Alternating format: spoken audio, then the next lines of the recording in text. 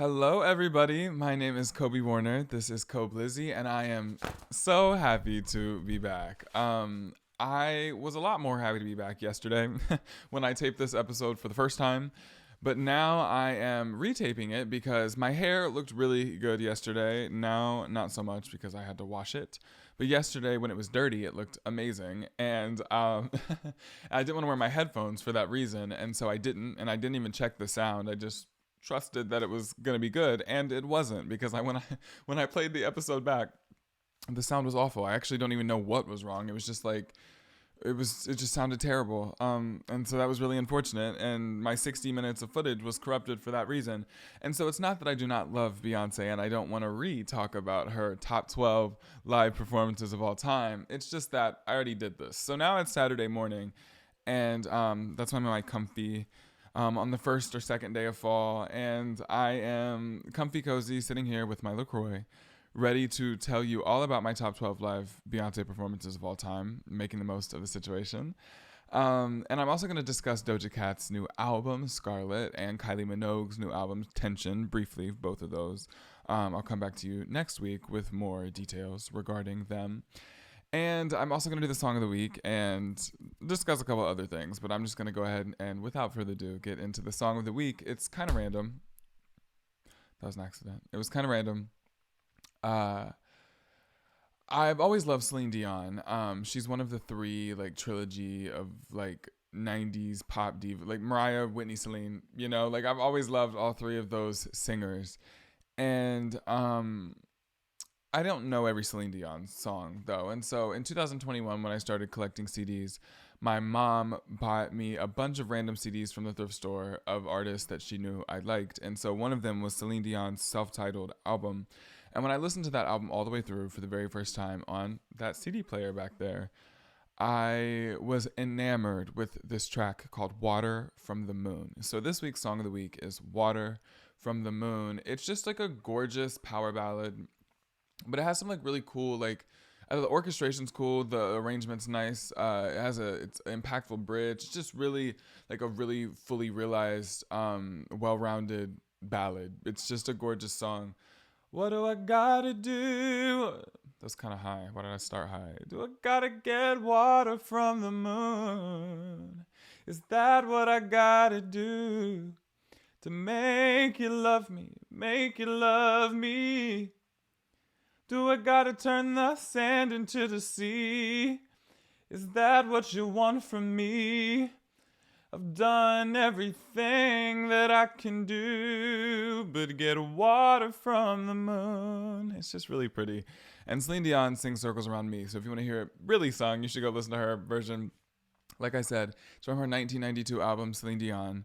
The track is called Water from the Moon, and that is this week's Song of the Week.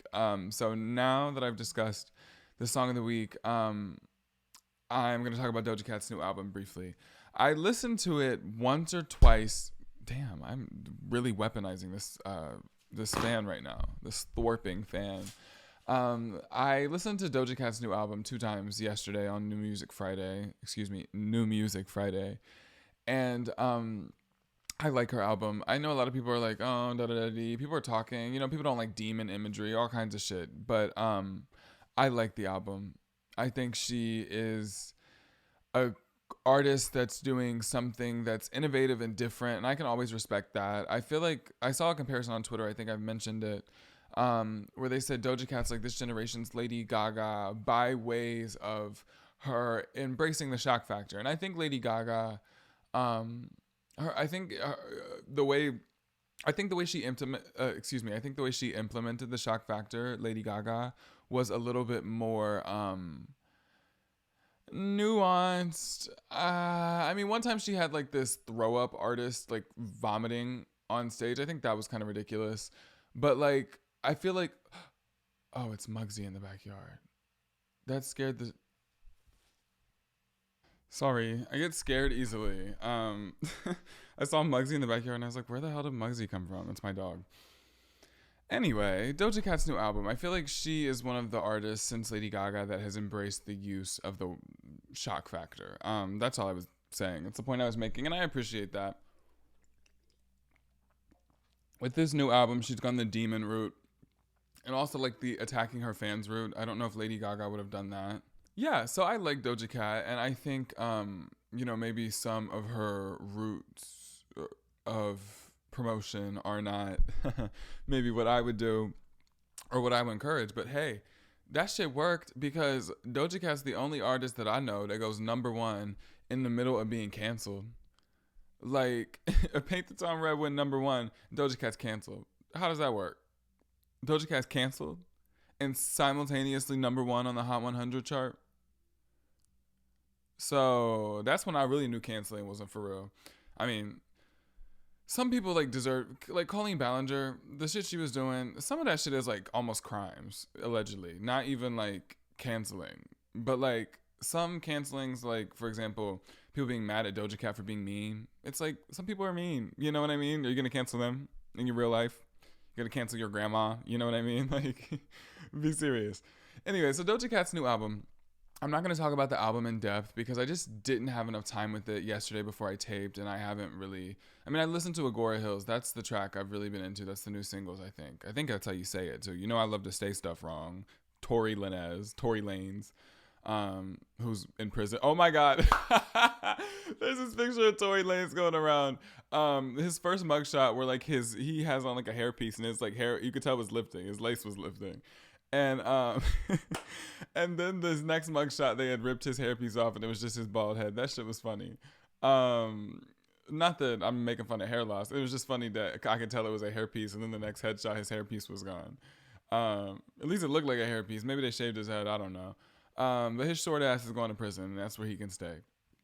But anyway, I said his name wrong, and that's just one of the many words. Like, I'll read shit, and I'll just, like, read something a certain way, and I'll just think that's how you say it, and I'll just never assume that I was wrong, you know? Anyway, so I'm not going to talk about Doja Cat's new album, like, all the way, but I will discuss a little bit more next week, although I do like it, and her VMAs performance was legendary. I meant to mention that in last week's episode.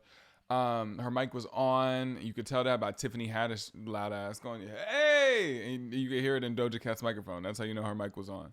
But the performance just had a concept, and the background people were all painted red. And I liked her outfit was kind of like random. And I liked her wig. Her hair was cute. It was a great performance. And she dances, you know, like I think Doja Cat just has a kind of a fully realized concept going on, and when it comes to an artist, that's what you want, is a concept. So many people don't have concepts anymore nowadays. They're just putting out songs trying to get a TikTok hit. Like, can I have a concept? You know, let me have a concept. Anyway, so Doja Cat's new album, I'm into it. Kylie Minogue's new album, Tension, the lead single is Padam, and obviously I really loved Padam. Like, that's iconic song, like legendary. But second single, Tension, title track was the second single. I also liked that song, but I didn't have as much replay value for me, although I'm still excited for the album, or still was excited for the album. Now, I only listened to that one like maybe 2 times all the way through also, actually, before taping yesterday, and of course I haven't listened to it much more since then. But Vegas High, I remember liking that one. Hands, I really loved that track.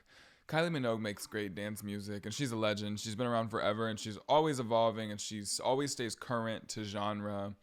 And she's, I don't know, she's that girl. So yeah, I love Padum Padum. Tension's definitely worth a listen if you love a dance track, if you love dance pop. And yeah, so I'll talk about that one more next week too, after I spend some more time with it. Now I want to get into the entree, the main event, the woman of the hour, Beyoncé, and my personal favorite top 12 of her live performances of all time. So I have 12 performances and actually a couple of honorable mentions, so more than 12. And all of these videos are included in a YouTube playlist on my YouTube channel that is linked in my link tree, koblizzy.com. You can also go straight to my YouTube, youtube.com/koblizzy or youtube.com/@koblizzy, the little @ symbol. And anyway, there you can also find my top 12 live performances of all time and also my top 12 Tiny Desk performances of all time. But we're talking about Beyoncé today, and these videos are all in that YouTube playlist, like I said. So these are in no particular order. It's impossible. It's impossible for me to rank these performances any further. It literally took me 3 hours yesterday morning to come up with this list because Beyonce has so many legendary performances. So, yeah, there's no ranking here, but I am going to say 1, 2, 3, 4, 5, 6, 7, 8, 9, 10, 11, 12, as I go through, but that doesn't mean anything. These are in no particular order. Number 1, Irreplaceable at the AOL sessions in 2008. Now, at these AOL sessions in 2008, Beyonce performed Irreplaceable. She performed Me, Myself, and I. She performed If I Were a Boy. I think she also did Single Ladies. And this was it had a live band, but it was stripped back. And so, a stripped back performance. It wasn't this huge arrangement. Although she was singing her face off. And the reason that I picked Irreplaceable instead of any of the other songs that she performed at this particular AOL sessions in 2008 is because, I don't know, the way she delivered this Irreplaceable performance in this gorgeous red dress, slick back hairstyle. I mean, she was looking good and she sounded amazing. She was singing her face off and she was just really in Irreplaceable that day. And there was acoustic guitar on it, and I love Irreplaceable with that acoustic guitar. And so that is what made me pick this particular performance, but the entire AOS sessions is amazing. I don't think I saw this until 2021. I remember listening to the audio on SoundCloud. I probably saw the video on YouTube first though, I would imagine. And it's just one of Beyonce's many amazing performances. And this one's kind of random, but I wanted to bring performances in from every era and talk about everything because she really has a lot of gems, hidden and otherwise. Hidden and very visible. So the next one, and maybe another hidden gem, you might not know about this one. Number 2 is Proud Mary. She performed Proud Mary as a tribute to Tina Turner at the Kennedy Center Honors in 2005 when Tina Turner was being honored. God rest her soul. And this performance of Proud Mary is incredible. Beyonce was very young in 2005. I mean, she's 42. She's still young. But back then, she was much younger than she is now. She's in her 20s. And the way she was so versatile even then, and the way she has this really kind of insane ability to emulate so many different legends and their style of performance. Not imitate, I said emulate. Sorry, this stool is so squeaky. But the way she emulates these people is insane. I'm going to talk about a lot more tribute performances, or at least a few more, on this list. And this is the first one that really just blows my mind. The way she kind of breathed in the spirit of Tina Turner before she went on stage and did this performance of Proud Mary is truly legendary. Beyonce is and always was that girl. I just feel like Beyonce is comparable to legends. She is in conversations with that of legends, people who've passed away. She's well regarded by people of a generation or two before us. And I can't fathom that we would compare any artist of today's generation to Beyonce. I just can't. And I understand there are artists who are more popular in terms of numbers and stuff, but numbers does not mean art. And while I love some of these very popular artists, I just feel like Beyonce, I don't know, it's just a different type of conversation with Beyonce. I feel honored to live at the same time as Beyonce. She truly is a living legend. Anyway, number 3 on this list after Proud Mary honoring Tina Turner is Beyonce and Prince at the Grammys in 2004. I believe this was the 46th Grammys. And Prince starts out this performance singing Purple Rain, and then Beyonce joins in and comes on stage and sings Purple Rain. And then they do a medley of a couple of other Prince songs, and there's a little section of Crazy in Love in there. But it was truly just a really insane performance at this Grammys. They rocked the house. Beyonce was bouncing on her knees. She had Megan's knees before Megan Thee Stallion was even a thing. Love you, Megan. I'm just saying. Beyonce was bouncing up and down at one point on her knees. It was crazy. She was just jumping up and down, left, right, diagonal, side to side. They were just all over the place. And you can tell Prince really respected Beyonce. And at the end, he was like, don't hate us because we fabulous. And then he just walked around in circles around Beyonce. He's funny. And again, a legend that loved Beyonce. God rest his soul.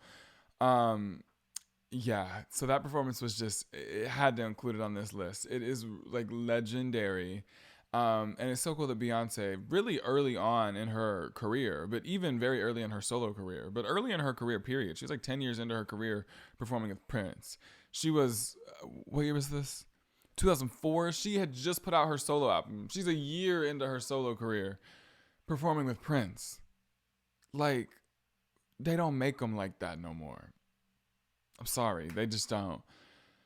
Number 4, another Grammys performance. This was at the 57th Grammys, 11 years later, 2015. She performed Precious Lord, Take My Hand, with like a choir of people. It really wasn't a choir. It was like singers, a bunch of background singers. And they had this very uniform choreography. And it was funny because it was like so tight and clean. People were using this performance of a religious song, Precious Lord, Take My Hand, to say that Beyonce was in the Illuminati because of the formation or whatever. But in the words of Beyonce, y'all haters corny with that Illuminati mess. Paparazzi catch my fly and my cocky fresh.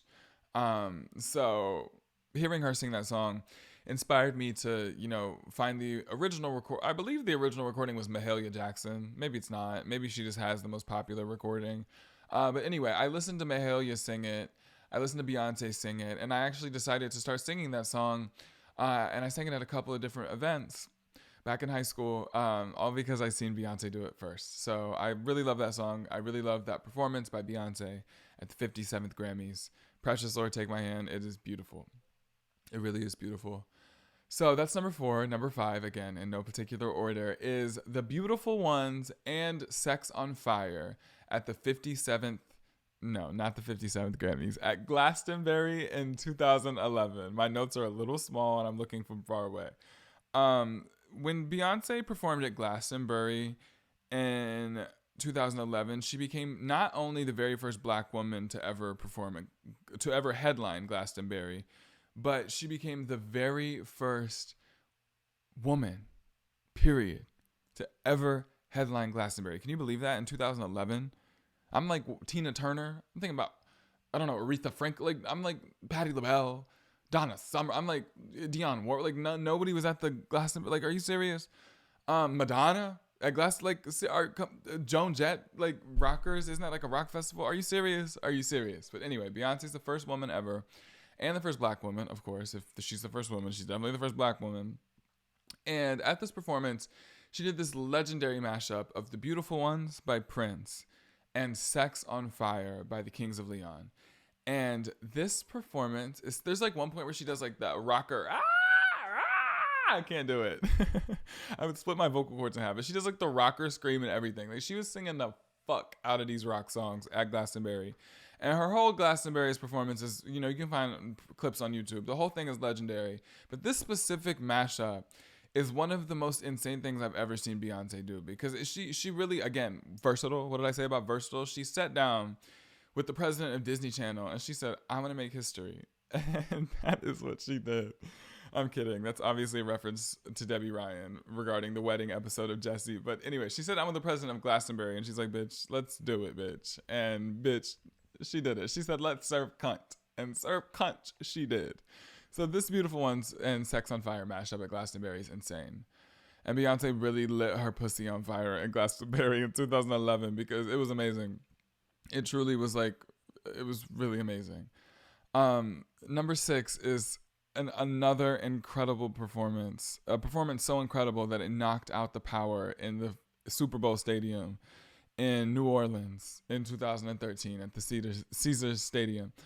Beyonce, when she headlined the Super Bowl in 2013 by herself with Destiny Child special guest Kelly and Michelle, when she did that performance, I remember watching that live on TV too. I was in middle school. World stop, carry on. I remember watching this performance, sitting on the couch in the living room watching this performance.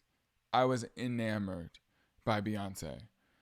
She truly is one of one. She is the number one. I'm always going to gush about Beyonce. But anyway, this performance is legendary. Featured hits.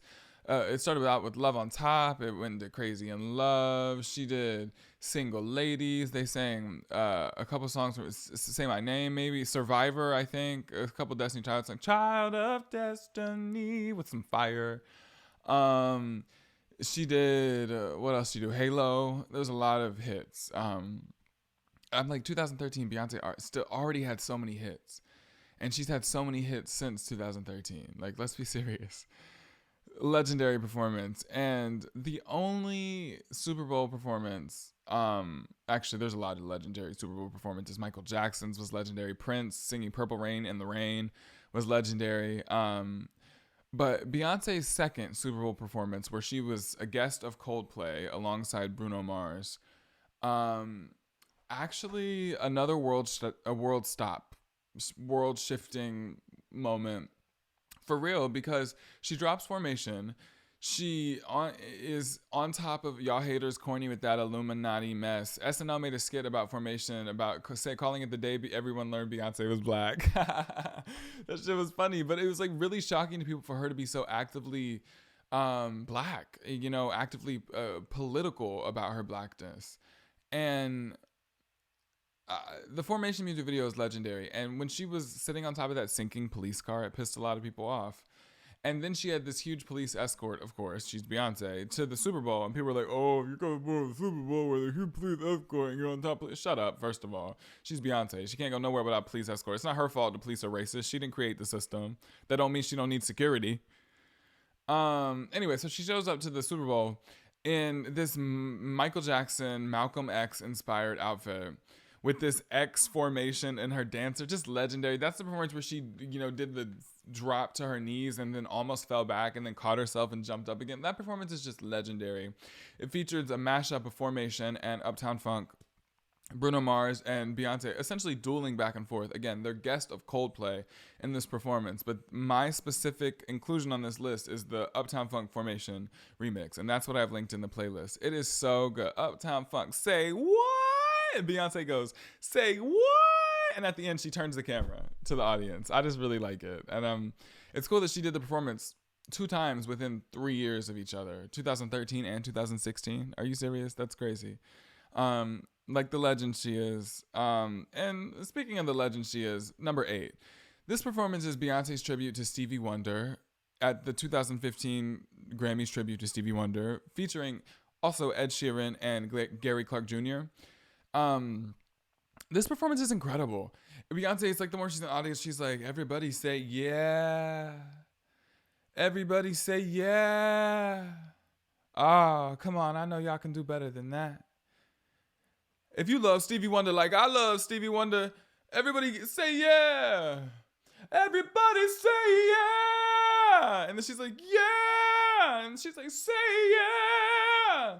Yeah, say yeah. Like she eats this, say yeah. I'm losing my voice, can't go any higher. But she ate that shit up. Like, yeah, it's just such a good performance. And she's in this really sexy, like striped dress. I think it's striped. Maybe it's just like sparkly. And it's like short, and she just looks good. And she walked up to Stevie and gave him a kiss on his cheek. I just love this performance. And this performance isn't in 2015 at the Grammys tribute to Stevie Wonder. It's literally days after she did that Precious Lord Take My Hand performance at the Grammys in 2015 that I talked about, number 4 on this list. Literally days after. So 2 of the most legendary Beyonce performances of all time, in my opinion, were within days of each other and included in this list, of course. So that performance is amazing. Gary Clark Jr. and Ed Sheeran ate it up too, I gotta be honest. Also that night, Lady Gaga delivered an incredible performance of I Wish by Stevie Wonder. Ariana did a really amazing performance. I think it was with like Babyface. It was just really, really legendary night of performances. So number 9 is another tribute performance. Beyonce sings The Way We Were by Barbra Streisand, or maybe not by Barbra Streisand, but popularized by Barbra Streisand for Barbra Streisand at the Kennedy Center Honors in 2008. So this is 3 years after she performed for Tina and did Proud Mary. And this time she's back in a different vibe, singing very legato and kind of classically, in homage to classic singing, in the same way Barbra sings in a way that's an homage to classic singing, but not really classic singing. And Beyonce just really embodied Barbra Streisand's essence and her spirit so fabulously with this performance. And Barbra was clapping and smiling at the end. And if you know anything about Barbra Streisand, if she don't like the shit, she ain't gonna lie about it. So the fact that she was smiling and clapping at the end, I think is so legendary. another instance where Beyonce has the approval of legends because she is so goddamn good. This performance of The Way We Were by Barbra Streisand is stunning at the Kennedy Center Honors in 2008. And I also love Barbra Streisand, period. She's one of the best singers of all time, in my opinion. Her vocals are stellar, and she existed before auto-tune did, so she actually had to sing. She was singing her face off back when you had to sing into the tape recorder, bitch. Back in the 60s, 70s, 80s. I don't know when they got rid of the tape recorder, but yeah, back then, she was chewing that up. I mean, she was amazing. Really amazing. Anyway, so Beyonce ate that performance up. Number 10 is a performance that's kind of hard to find, but I did find a YouTube clip of it to include in my playlist. It's All Night, Beyonce's performance of All Night at the TIDAL concert event. I don't know what it was called, but it was a TIDAL concert event. It was in 2016. And it was a 5-hour long concert, and there was like 20 performances, including Lauryn Hill and Nicki Minaj and, so on. Alicia Keys, Madonna, maybe even Rihanna, I think was there. Lots of legends. But Beyonce closed the show. She did a couple of songs, but she closed the show with All Night. And this is the night where Beyonce's earring ripped out of her ear and her ear was bleeding, if you've ever seen that video. I think it was like during Haunted, maybe, or maybe something else. But anyway, All Night is the inclusion that I put on this list. I just love All Night. It's one of my favorite songs ever. It's definitely like top 4, top 5 on Lemonade. It is really stunning. Lemonade came to me at a time where I was really in love with Beyonce, and I just remember it came out. I remember I watched the movie on HBO. I remember I bought the album immediately. I listened to it up top to bottom, learned it. I was just obsessed with Lemonade, and All Night is a song that I will always love. Because Lemonade came out my freshman year of high school. That was a long time ago at this point. I'm 21 now. So yeah, it's just it's sweet memories. And I love Lemonade. Although obviously it's like a sad album in some parts. Just the memories attached to appreciating Lemonade I really love. Again, I love All Night. This performance at the TIDAL concert in 2016 is, again, legendary. Take a shot every time I say legendary, iconic. You would be blackout. Don't drive. She was singing her face off. There was like a moment in the performance where she was doing these really insane vocal acrobatics. She was just really, really giving them a show. And I love Beyonce. And this performance, I just felt like I needed. This actually might be the most current performance on this list. It is. Yeah, just the Lemonade era was amazing. Honorable mention is her Lemonade medley at the VMAs that I've talked about before. And I think I included that in my top 12 live performances of all time. But I shouldn't have, because there's no YouTube video, so you can't see it. I watch it on Facebook. I have a Facebook link. But anyway, that performance is also amazing from the Lemonade era. But because I can't include that one because there's no YouTube video, I'm including this one, All Night, TIDAL at the 2016 concert event. Number 11 is At Last, when she sang, Beyonce did, for President and First Lady Obama's 2009 inaugural first dance at the inaugural ball. And I remember Etta James was mad about this performance because she was still living at the time, and she was like, oh, well, that's my song. And I actually understood that at first until I realized that Etta James covered At Last too. Bitch, you didn't even write the song. So how are you going to get mad at somebody for covering a song that you covered? Moving on. Oh, my laptop's dying. Oh, the charger is very close by. Thank goodness. That's actually so convenient. But anyway, yeah, Etta, get over it, girl. Like, pack it up. But God rest her soul. She was just petty. But this performance for Beyonce, it seemed like she was on the verge of tears. Like, and she talked about that when she still did interviews. She mentioned this one a couple of times as one that was really important and legendary for her, and like a huge moment in her career. Because I'm like, you're a black woman singing At Last for the first black president and his black wife at their inauguration in 2008, and you're the first one to do, like, that's amazing. That's incredible. That's a moment. And I understand how moving that could be, but it's also been a beautiful vocal. And Beyonce sings the hell out of Outlast.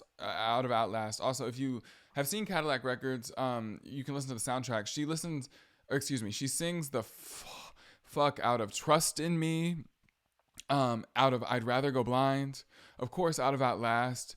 She also did an original song called Once in My Life for the movie that I really love. Once in a Lifetime, maybe. Once in a life. I don't remember exactly what it's called. Once in a Lifetime, something like that. Once in My Life, maybe. But anyway, all her songs from Cadillac Record are amazing. But this specific live performance for First Lady Michelle and President Obama, it was amazing. was amazing, and it's obviously legendary. I had to include it. Number 12 is Listen. You know Listen from Dreamgirls. But it's my favorite performance that Beyonce did of it. It was at Oprah in 2006. And this performance, I don't know. I even read in the comments, somebody alleged that she might have been sick this day.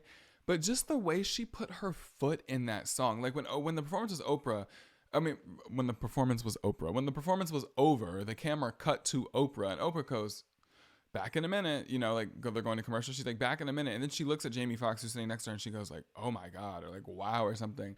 And that just like is the sentiment, because this performance, Beyonce was just singing her fucking face off, man. So I had to include this. Listen's one of my favorite Beyonce songs. It's also one that came to me, one of the earliest Beyonce songs that came to me in my life, like earliest in my life because of Dreamgirls. I watched that movie tons back in the day. It was kind of one of my first introductions to Beyonce, and Listen is a song that I will always and forever associate with Beyonce's killer vocals and B-Day. One of my favorite Beyonce albums, top 3 for sure. So that was 1 through 12. And if this were anybody else, this video would be over. But because it's Beyonce, I have honorable mentions. I just can't not give a couple extra performances. And it's funny because all of these performances have something in common, and you'll come to see what I mean in just a minute. So these are my 3 honorable mentions. Let's go. The first one also involves Obama. It was her national anthem performance at Obama's 2013 inauguration. Now, this performance was, first of all, stunning, really gorgeous, a beautiful arrangement, beautiful vocals. She looked gorgeous. It was amazing. But it did she came under scrutiny because she admitted to she admitted to singing with the track, which is not the exact same thing as lip syncing, because lip syncing means you're miming. But singing with the track means you're singing along to a pre-recorded vocal, so it's a little bit different. But people don't know that, and so people started being like, "Oh, Beyonce lip syncs, she lip syncs," when she was really singing with the track. But that's neither here nor there, because that was the first performance. The second performance was a couple of weeks later, about a week and a half later, actually. Beyonce was doing the 2013 Super Bowl that I have mentioned in this video already in this podcast episode. And so subsequently, she, at the Super Bowl press conference, which she has to attend as a halftime performer, she entered the room and she said, "Will everybody stand, please?" And they were like, "All rise." And she goes, "Oh, say." And she sings the national anthem in the exact same arrangement that she sang along to the track with at the inauguration, just to prove in front of the press conference people, the reporters, and the live stream and ESPN and ABC and whoever else and God and everybody that she could sing the exact same arrangement, very live, with a live mic, completely a cappella even, and still sound incredible. So she shut the haters up a week and a half later after the inauguration, but both performance of that same arrangement, both with the accompaniment and the orchestration for President Obama and a cappella at the Super Bowl conference to clear her name, are both stunning. So you can get into both of them. They are both also on the YouTube playlist. And the third thing, I said all these videos have something in common, all these honorable mentions. It's also a national anthem performance. In 2004, Beyonce sang the national anthem at the Super Bowl, which was a couple of weeks after the Grammys performance with Prince. You see how all these legendary performances are so close together? She sang this insane arrangement of the national anthem that was different than the other arrangement from the other two at the Super Bowl in 2004. So I just had to include that if I was going to talk about her other 2 national anthem performances, because they're all so legendary. And that 2004 performance and her gorgeous white suit, her white business casual pants suit, skirt suit, she looked amazing. She sounded amazing. Her hair was slicked back. It was brown golden. She looked beautiful and she sounded incredible. And the arrangement was cool. And different, like I said. So yeah, those are my 3 honorable mentions. They were all national anthem performances. That's what they all had in common. And my top 12 performances, of course, I have already talked about. I will put them in the description of this podcast episode or YouTube if that's where you're watching it. And I will also link the playlist in koblizzy.com or linktree/koblizzy. That's linktr.ee/koblizzy. Of course, that's linked in the description as well. Or you can just go straight to koblizzy.com. It'll take you to the same place. This playlist will be there, as well as all my music, all the places you can listen to this podcast, my modeling portfolio, etc. So I hope you enjoyed this episode. I have so loved talking about my top 12 Beyonce live performances of all time, plus a couple of extras. I've also enjoyed discussing Doja Cat's new album and Kylie Minogue's new album, Scarlet and Tension, respectively. I will discuss these more next week after I spend more time with them. The song of the week was Water from the Moon by Celine. Stop comparing female artists. You do not compare Ed Sheeran and Jay-Z or Drake and Justin Bieber, so I want you to stop comparing Beyonce and Taylor Swift. This was episode 49 of Koblizzy. I hope you enjoyed. Of course, you can listen to episodes 1 through 48 in the meantime, but until then, I will see you next week. Bye-bye.